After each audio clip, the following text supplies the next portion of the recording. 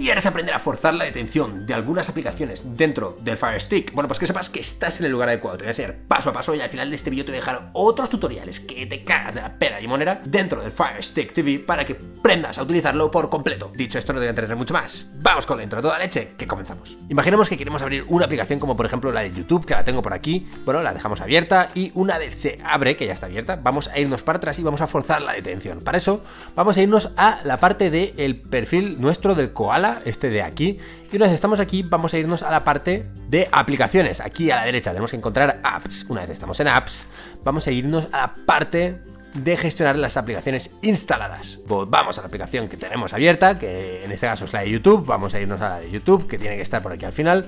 Le damos clic y nos aparece la opción de forzar la detención. No la desinstales, simplemente fuerza la detención, que básicamente es como cerrar la aplicación por completo. Haz clic aquí para aprender cosas nuevas, o suscríbete para tener los mejores tutoriales dentro de ti.